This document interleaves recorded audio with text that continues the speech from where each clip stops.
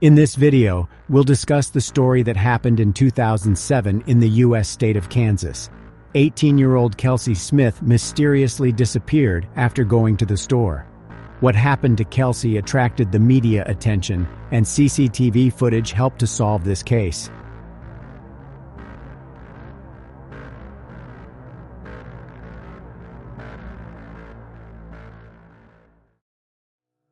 Kelsey Ann Smith was born on May 3, 1989, in Overland Park, Johnson County, Kansas. Kelsey was one of 5 children of Greg and Missy Smith. She graduated from Shawnee Mission West High School on May 24, 2007, and was looking forward to attending college in the fall. People knew her as an outgoing and friendly person. Her sense of humor did not leave anyone indifferent. She played the clarinet in a marching band. Kelsey worked at the AMC movie theater. On June 2, 2007, she had another shift. That morning, her mother, Missy, was leaving for a friend's wedding. Unaware that her family's life would irrevocably change and that she would never see her daughter alive again, Missy said goodbye to Kelsey before leaving. Kelsey went to work by car, which her parents gave her. Her morning shift ended without any incident. After work, she met her father and her sister Lindsay. Together, they went to an amusement park. It was a wonderful day, which unfortunately did not have a happy ending. At about 6 p.m., Kelsey decided to go shopping. She asked her sister if she wanted to keep her company, but the latter refused. Therefore, Kelsey left the house alone and drove to the nearest Target department store. Before leaving, she told her father, Greg, about her plans and said she loved him. Greg was a policeman who loved his children madly. The man taught them basic self-defense techniques and to always take safety precautions. About an hour later, Kelsey called her mother, who was going home from a friend's wedding, and said she was shopping. They had a short conversation and agreed to see each other at home. After some time, John, Kelsey's boyfriend, arrived at Smith's home. John was one of those guys who inspired Greg's confidence. He often spent time at their house, and everyone believed their relationship would eventually grow into something more. That evening, Kelsey went to the store to buy a gift for John. The latter tried to call her but couldn't get through. He went to her house, but she wasn't there. Greg started calling his daughter, but she did not answer. After many unsuccessful attempts to contact Kelsey, Greg became worried. As a policeman, he tried to remain calm, but as a father, he was getting more concerned with every new minute. Greg started calling his daughter's friends, but no one knew where Kelsey might be or why she wasn't answering calls and texts. Kelsey wasn't like her peers. She always called her family, even if she was a few minutes late. After some time, John and Kelsey's sister, Lindsay, got into their car and started driving around the area, hoping to find Kelsey's car. What if she got into an accident? Maybe the police pulled her over for speeding. They first checked the parking lots at various stores. In one of them, they saw a Buick belonging to Kelsey. She told her father she was going to the Target store. However, they found her car near another store. John checked the car, but Kelsey wasn't there. Lindsay called her father and said they found Kelsey's car. Greg told them not to touch anything, as the car could be a potential crime scene. After all, if this was the case, it was crucial not to destroy the evidence possibly left there. Greg contacted the police and reported his daughter missing. The police launched an official investigation. The detectives immediately arrived at the place where John and Lindsay found Kelsey's car. The first odd thing that Greg and everyone else noticed was that her car wasn't in the Target parking lot. It was next to another store, in a poorly lit part of the parking lot. The detectives carefully examined the car, hoping to find anything helpful to finding Kelsey. But the only things they found inside were a package, gift wrapping paper, and the gift the girl bought for her boyfriend, John. There was nothing inside the car that would indicate a crime. There were no signs of a struggle, no traces of blood, nothing like that. The keys were under the driver's seat. But then detectives saw something strange and suspicious. They saw some fabric that looked like a t-shirt sticking out of the trunk. With anxiety in his heart, Greg opened the trunk. It was empty. Kelsey was not there. She bought her gift for John at Target. It meant she was there at some point. Forensic experts thoroughly examined the car and found a thumbprint on the seatbelt. It did not belong to Kelsey or anyone with access to the car. Kelsey had just graduated from high school and was going to attend the University of Kansas, planning to become a veterinarian. She was always an exemplary student. Kelsey was a very ambitious and cheerful girl. She had her whole life ahead of her, but now she had mysteriously disappeared, and her family desperately needed answers. The police continued their work. However, apart from an unidentified fingerprint, there was no evidence to indicate that her car was a crime scene. It seemed like someone just left the car in this parking lot. The detectives went to Target to get new information about Kelsey's disappearance. The CCTV footage could give answers to some questions. By the time the officers arrived, the store was already closed. It was about 11 p.m., but they still found the person who let them in and showed them the recordings. The police spent several hours at the monitors, tracking Kelsey's every move. But her trip to the store was ordinary. She found the necessary goods, paid for them, and went to the parking lot. There were no signs that something was wrong. While in the store, Kelsey did not quarrel or talk with anyone. She was calm and left there alone.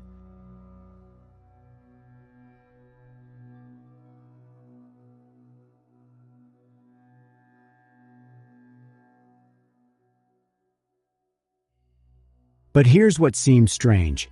After Kelsey got into the car, she, for some reason, drove in the opposite direction from her house. The recording's quality was low, and it was impossible to see any details. Thus, several more important questions arose. Why didn't Kelsey go home as planned? Did she drive the car herself? Could she have been hiding of her own free will? Before dawn, Greg and Missy went to the police station, where detectives asked them various questions. Being a policeman, Greg knew that this was a common practice. When investigating such cases, detectives need to eliminate the possibility that someone from the family may be involved in the crime. He knew that the sooner he and Missy answered the questions, the sooner they would stop being suspects, and the sooner the police would focus on finding other leads. The couple answered all the questions. Kelsey's parents weren't the suspects. The next person the police wanted to check for involvement in Kelsey's disappearance was her boyfriend, John. After all, Kelsey had spent most of her free time with him in the last few days, and he was the last person she had contact with. They needed to know where John had been before he went into Kelsey's house and told her father he couldn't contact her. Partners are often directly related to what happened to their soulmates. Therefore, the detectives decided to pressure the guy. They started asking him the same but differently phrased questions to see how he would react and whether he would change his story. It lasted about 2 hours, but John was adamant that he was not involved in Kelsey's disappearance and that everything was fine in their relationship. He answered all their questions and allowed the detectives to examine the contents of his phone. The officers were inclined to believe that John was probably not lying and that he had nothing to do with Kelsey's disappearance. But still, the detectives didn't cross him off the suspects list. Kelsey's family could not just sit and wait, so they started their unofficial investigation. Greg knew perfectly well that if someone had abducted his daughter, then with each new hour, the probability of finding her alive decreased. Greg, Missy, and John gathered people ready to help and divided them into groups to search the area. Each volunteer took a bundle of printed missing person flyers and walked around the needed streets, asking if anyone had seen Kelsey. Greg also called radio stations and asked for some airtime. He asked to tell about his daughter's disappearance and that anyone with any valuable information should contact the police or the Smith family. An hour after the radio stations reported Kelsey's disappearance, TV channels told about Kelsey in the news. It increased the chances of finding Kelsey as soon as possible. Her classmates joined the search. They went from one door to another. Perhaps someone from the residence heard or saw something suspicious, or something that did not arouse suspicion at first glance, but could help in the investigation. Any information was crucial.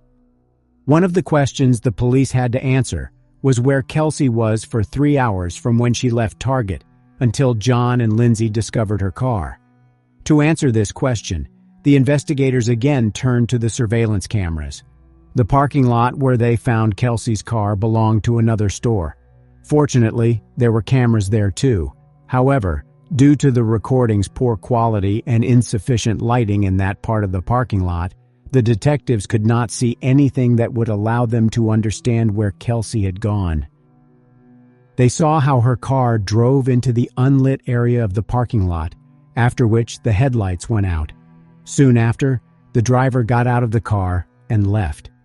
But it was only a silhouette of a person. It was unclear whether it was Kelsey or someone else. The police were disappointed. As for Kelsey's family, they believed it was a good sign. The family members knew that she had no reason to hide. The most important thing for them was to find Kelsey alive. The police had no new leads yet, so they decided to look at the recordings from Target's surveillance cameras again. But now the detectives used better monitors. They retracked Kelsey's every move while she was inside the store but didn't find anything suspicious. Everything seemed normal. Kelsey bought the necessary goods and left the store like any other customer. Parking lot? What could have happened there that led to Kelsey's disappearance? Even though the recording's quality was poor, the detectives still found a suspicious detail.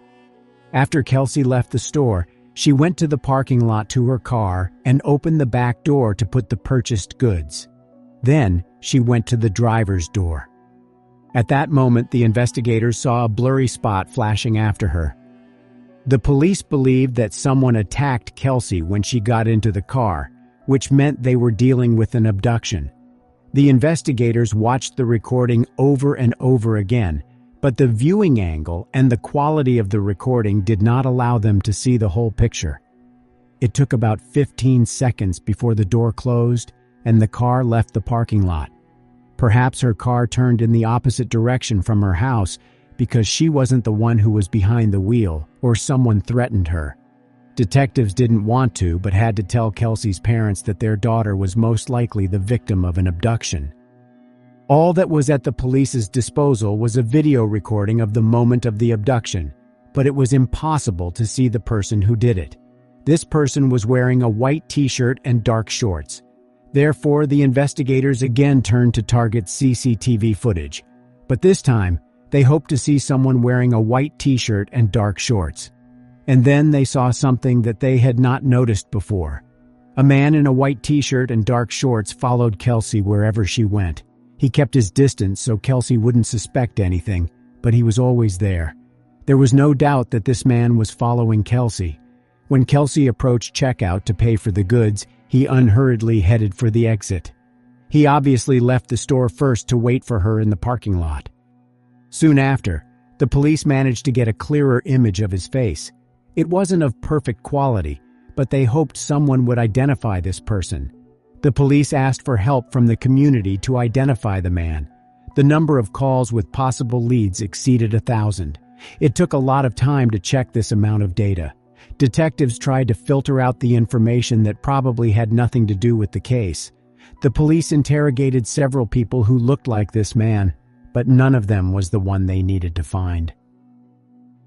The breakthrough in this case happened after the police tracked down Kelsey's phone.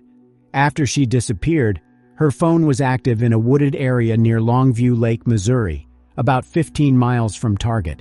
By this time, the FBI had joined the investigation. They organized the search in the area where Kelsey's phone was last active. About 200 people took part in it. Kelsey was found 4 days after her abduction, and just 45 minutes after her cell phone company provided information about her cell phone activity. That's worth paying special attention to. We'll come back to this issue later. Unfortunately, she was dead. The criminal tried to hide the traces of the crime, leaving her body under the leaves and tree branches. Kelsey was naked, which revealed the motive of this crime. Her belongings were a few feet away from her. During the forensic examination, the experts determined that Kelsey died of strangulation. The criminal used her own belt to take her life. The police had to tell her parents the worst news of their lives. The news about Kelsey's death was heartbreaking for her family and friends. The criminal was still out there, and the police needed to find him as soon as possible because they feared he might kidnap someone else. All the police had at this investigation stage was CCTV footage. Therefore, the investigators decided to study them again. Knowing that someone abandoned Kelsey's car in the parking lot at 9:17 p.m., the officers decided to look at what was happening in the Target parking lot during the same time. They saw a man running up to a dark pickup truck parked in the parking lot, getting inside and quickly driving away. It was at 9:22 p.m., but it could have been a coincidence that had nothing to do with this case. It was already dark when the pickup truck left the Target parking lot. But what if the person driving that car arrived there during daylight hours? The investigators rewound the recording, and it confirmed their assumptions. The blue pickup truck pulled into the Target parking lot at 6:55 p.m. Kelsey drove into the parking lot a minute later, parking next to this pickup truck by some evil coincidence. Perhaps that's when the criminal saw her for the first time. The police released images of the pickup truck and a man following Kelsey, hoping someone would identify him. And it brought results. 2 people called the police station, saying they knew the man in this picture. One of the callers identified himself as his colleague and the other as a friend. Both callers gave the same name, Edwin Hall. He was 26 years old, owned a pickup truck, was married, and had a son. Looking up his past, the police discovered that whilst Hall had no adult convictions, he had a juvenile record after threatening his adoptive sister with a bread knife at 15 years old.